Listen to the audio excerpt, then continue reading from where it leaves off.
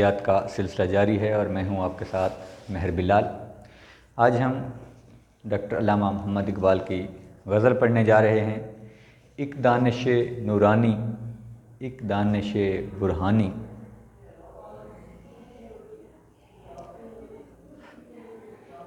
السلام علیکم۔ اقبالیات کا سلسلہ جاری ہے اور میں ہوں آپ کے ساتھ مہر بلال۔ آج ہم غزلیات اقبال کی اگلی غزل پڑھنے جا رہے ہیں۔ ایک دانش نورانی، ایک دانش برہانی، ہے دانش برہانی حیرت کی فراوانی۔ تو اقبال کے ہاں عقل و عشق کا جو فلسفہ ہے وہ شد و مد کے ساتھ استعمال ہوا ہے۔ دانش کی دو قسمیں اس شعر میں بیان ہوئی ہیں۔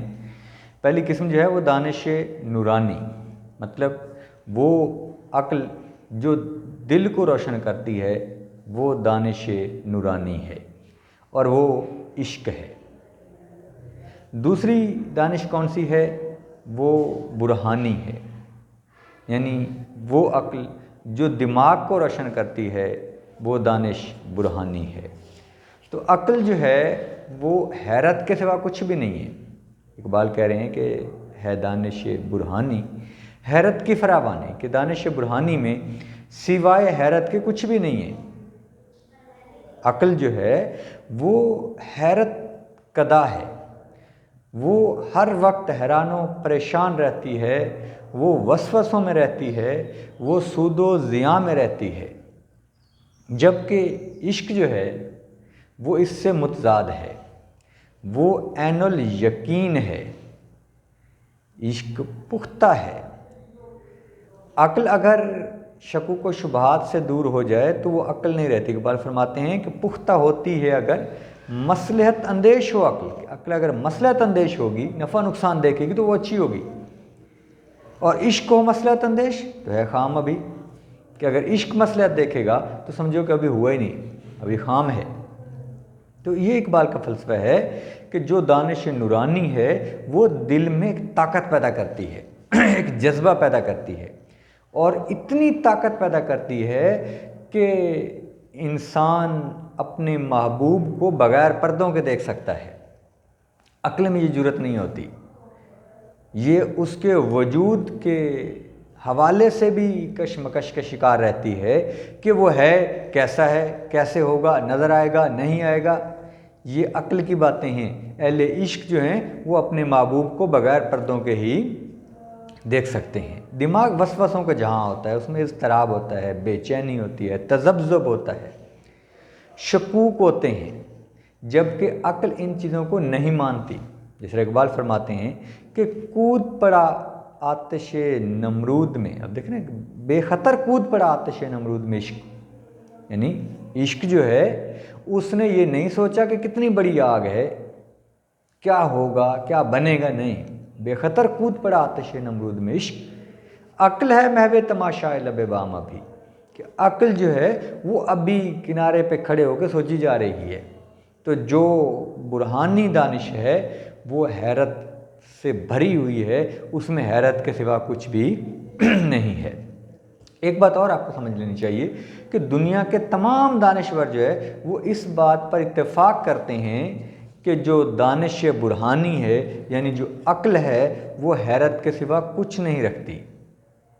افلاطون نے اپنی شعر آفاق کتاب مکالمات میں لکھا ہے کہ فلسفہ کی ابتدا بھی حیرانی سے ہوتی ہے اور انتہا بھی حیرانی ہوتی ہے، کہ یہ حیرانی سے شروع ہو کر حیرانی تک، بس عقل کی جو رینج ہے وہ یہ کچھ ہے۔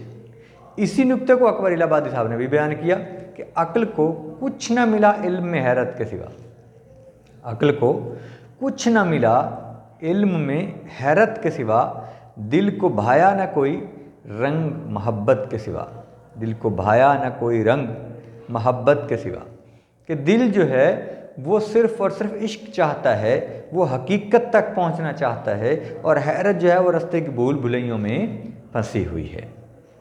اگلے شعر دیکھیں، وہ کہہ رہے ہیں کہ اس پیکر خاکی میں ایک شے ہے سو وہ تیری، اس پیکر خاکی میں ایک شے ہے سو وہ تیری، میرے لیے مشکل ہے اس شے کی نگہبانی۔ اب یہاں بھی دیکھیں جو دل اور عقل کی بات ہو رہی تھی، تو پورے وجود کے اندر اقبال کہہ رہے ہیں کہ ایک چیز ایسی ہے جو تیری ہے، دل جو خانہ خدا ہے، اور قرآن میں بھی یہ ہے کہ اللہ تعالیٰ تمہاری شہرک سے بھی زیادہ قریب ہے، تو شہرک سے قریب تو پھر دل ہی بنتا ہے۔ تو دل جو ہے وہ ٹھکانہ ہے، جس طرح خواجہ میر درد صاحب نے فرمایا کہ ارض و سما کہاں تیری وسعت کو پا سکے، ارض و سما کہاں تیری وسعت کو پا سکے، میرا ہی دل ہے وہ، میرا ہی دل ہے وہ کہ جہاں تو سما سکے۔ کہ اللہ تعالیٰ انسان کے دل میں رہتا ہے، تو اقبال کرے کہ میرے پورے وجود میں ایک دل ایسی چیز ہے جو تیرے لائق ہے، جس میں صرف اور صرف تیری محبت ہونی چاہیے، بس اس کے سوا کچھ نہیں ہونا چاہیے۔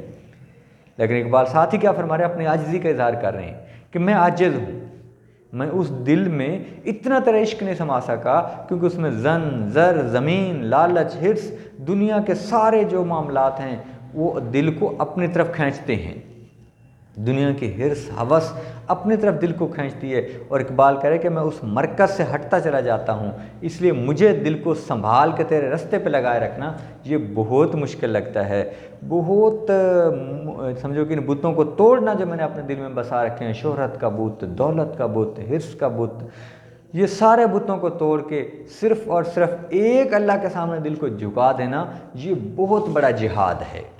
تو اقبال کرے کہ جو میرے پاس، میرے وجود میں ایک چیز تیری ہے نا، اس کو سنبھالنا میرے لیے بہت مشکل امر ہے۔ آگے دیکھو کہ اب کیا جو فغاں میری پہنچی ہے ستاروں تک، تیسرا شعر کہ اب کیا جو فغاں میری پہنچی ہے ستاروں تک، تو نے ہی سکھائی تھی مجھ کو یہ غزل خوانی۔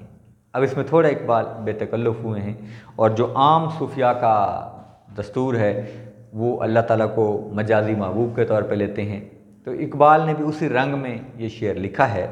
وہ فرما رہے ہیں کہ اب کیا جو میری آہو فغاں اس زمین سے اٹھ کر لامکاں تک پہنچ گئی، تو اس میں میرا تو کمال نہیں ہے، مجھے یہ آہو فغاں کی طاقت تو نے بخشی تھی، تو نے مجھے اس قابل بنایا تھا کہ میں تیرے عشق کی تڑپ اپنے دل میں جگا سکوں۔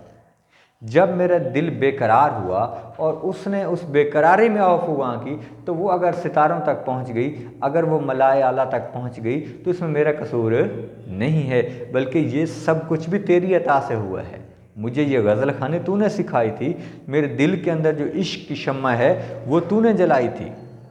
اقبال جواب شکوہ کے اندر کیا فرماتے ہیں کہ عشق تھا فتنہ گرو سرکش و چالاک میرا، عشق تھا فتنہ گرو سرکش و چالاک میرا، آسماں چیر گیا نالائے بے باک میرا، کہ میرے عشق میں اتنی طاقت تھی کہ جب میں نے پکارا تو میری آہو فغاں جو ہے وہ آسمان چیر تک کر لا مکان تک پہنچ گئی۔ تو اقبال کرے کہ اب اس میں جو عشق جو ہے وہ اگر لامکان تک اس نے میری فغاں پہنچا دی ہے، تو اس میں میرا قصور نہیں ہے، میں بری و ذمہ ہوں، کیونکہ میں نے جو کچھ بھی کیا وہ تیرے عطا کردہ عشق کی طاقت سے کیا۔ آگے دیکھیں چوتھا شعر، وہ کہہ رہے ہو نقش اگر باطل تکرار سے کیا حاصل، اس میں پھر استفہام ہے کہ ہو نقش اگر باطل تکرار سے کیا حاصل، کیا تجھ کو خوش آتی ہے آدم کی یہ ارزانے، کیا تجھ کو خوش آتی ہے آدم کی یہ ارزانے، یہ بہت بڑا فلسفے کا شعر ہے۔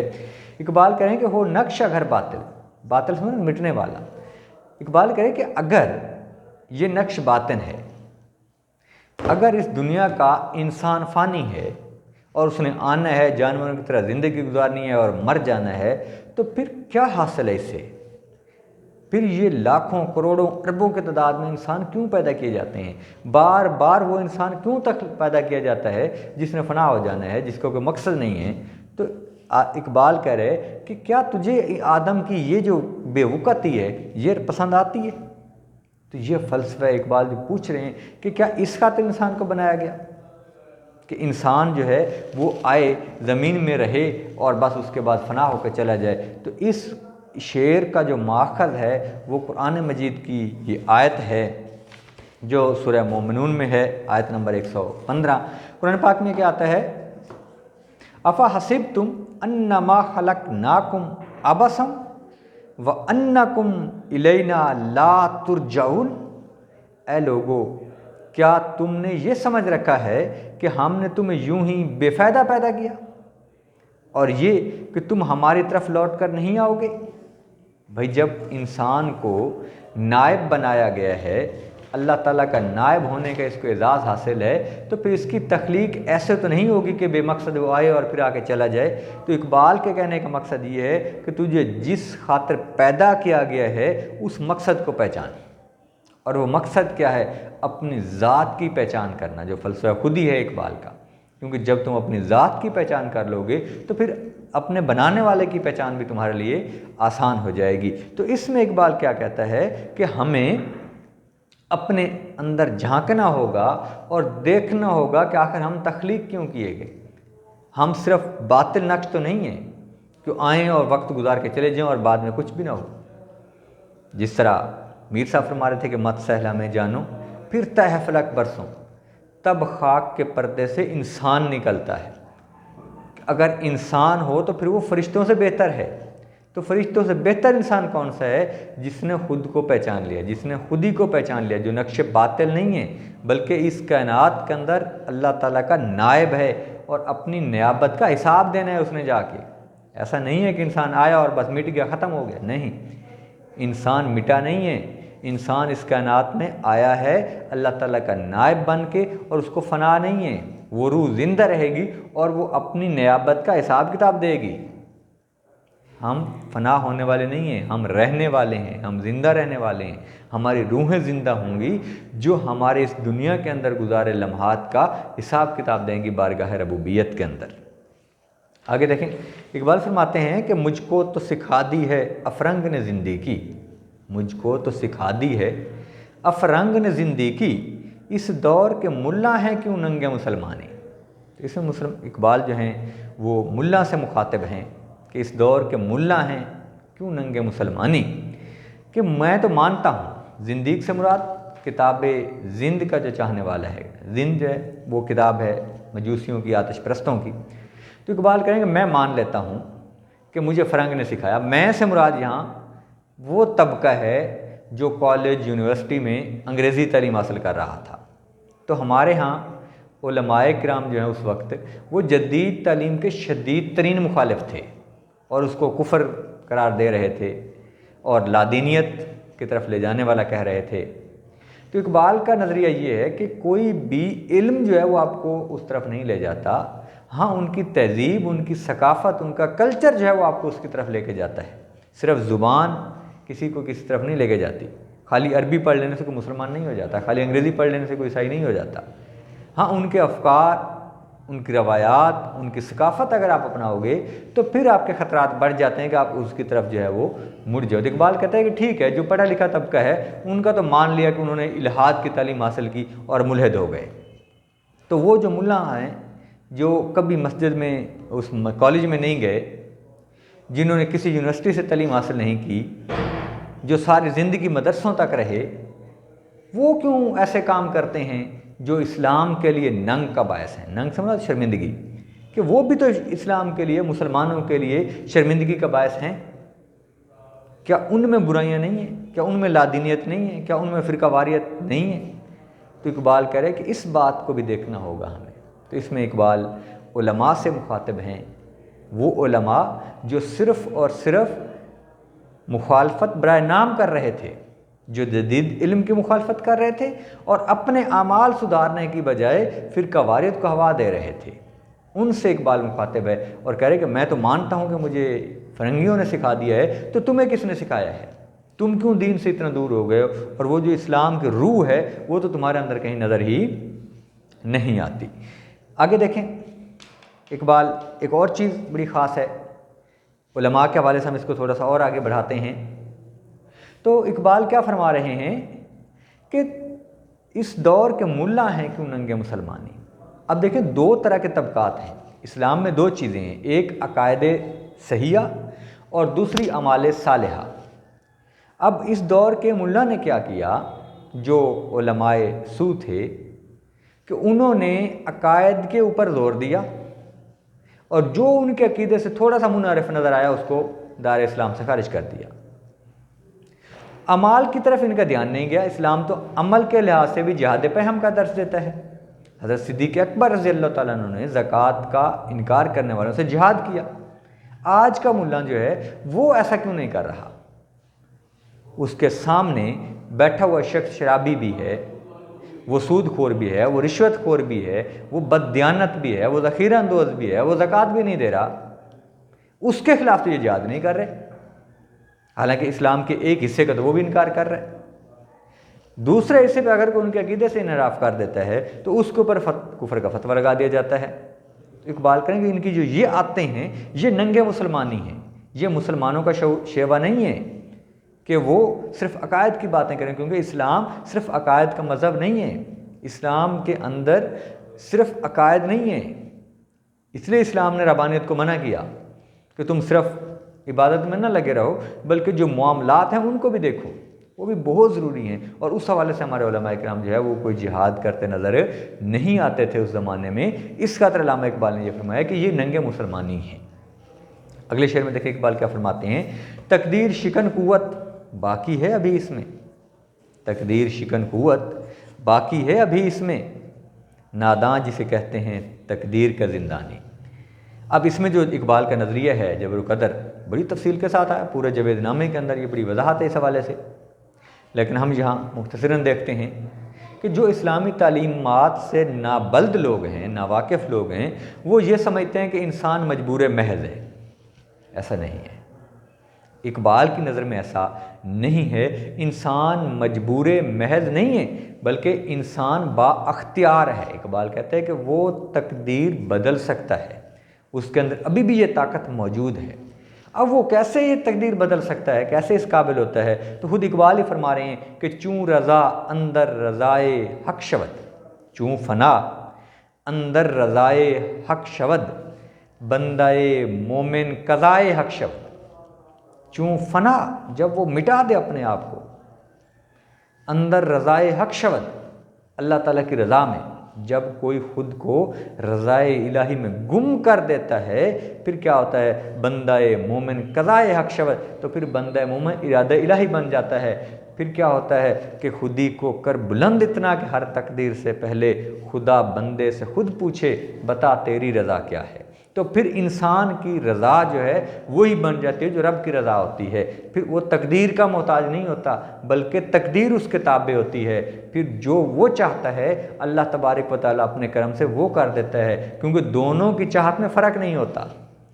جب دونوں کی چاہت کا فرق مٹ جاتا ہے تو پھر جو رب کی رضا ہوتی ہے وہی بندہ مومن کی چاہت ہوتی ہے، وہ کوئی ایسی خواہش کرتا ہی نہیں ہے جو رب تعالیٰ کو پسند نہ ہو، جو رب تعالیٰ کی رضا نہ ہو۔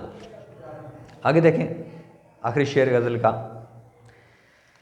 کہ تیرے بھی صنم خانے میرے بھی صنم خانے، تیرے بھی صنم خانے میرے بھی صنم خانے، دونوں کے صنم خاکی دونوں کے صنم فانی، دونوں کے صنم خاکی دونوں کے صنم فانی۔ تو اقبال کہہ رہے کہ تیرے بھی صنم خانے میرے بھی صنم خانے۔ اب یہاں دو لفظ ہیں تیرے اور میرے، یہ سمجھ آ گئی تو آپ کو پورے شعر سمجھ آ جائے گا۔ تیرے سے مراد علماء سو جن کی بات ہم چوتھے شعر میں کر چکے ہیں، سوری 5ویں شعر میں، اور میرے سے مراد عام مسلمان۔ تو تیرے بھی صنم خانے میرے بھی صنم خانے، تو اقبال کرے کہ میں نے بھی بت پالے، میں نے دولت کا بت پالا، شہرت کا بت پالا، جدید ثقافت کی غلامی کا بت پالا، انگریزوں کی غلامی کا بت پالا، اور تو نے اپنے بت پالے، تو نے زر زمین زر ان چیزوں کے بت پالے۔ تو جس طرح میری خواہشات فانی ہیں اس طرح تیری خواہشات بھی فانی ہیں، دونوں کے جو بت ہیں وہ ٹوٹنے والے ہیں، پارا پارا ہونے والے ہیں، نہ میرے بت دائمی رہنے والے ہیں نہ تیرے بت دائمی رہنے والے ہیں، دونوں کے صنم خانے دونوں کے صنم خاکی دونوں کے صنم فانی، یعنی ہم دونوں نے دنیا کی خواہشات کو پال رکھا ہے۔ اب حق کیا تھا کہ بندہ مومن کے دل میں اللہ تعالیٰ کی محبت ہونی چاہیے جو ہمیشہ کے لیے رہے، لیکن ایسا نہیں ہے۔ اقبال کرے کہ چاہے کوئی جدید تعلیم یافتہ ہے تو اس نے بھی اپنے دل سے رب کی رضا کو نکال دیا، اور اگر جو علماء ہیں انہوں نے بھی یہی کام کیا، تو اقبال کریں کہ وہ کتنے اسلام کے ساتھ کھڑے ہیں جو 5ویں شعر میں وہ کہہ رہے تھے کہ ہیں کیوں ننگے مسلمان۔ تو اگر وہ مسلمان ہیں تو پھر تو وہ رضائے حق پہ رہنے چاہیے ان کو۔ تو اقبال کرے کہ جو تو نے اپنے دلوں میں بت پالے ہیں نہ وہ اصل ہیں نہ میرے بت اصل ہیں، یعنی المیہ یہ ہے کہ وہ جنہوں نے عوام کو سدھارنا تھا، جنہوں نے عوام کو راہ راست کی طرف لانا تھا، وہ خود راہ راست سے غافل ہو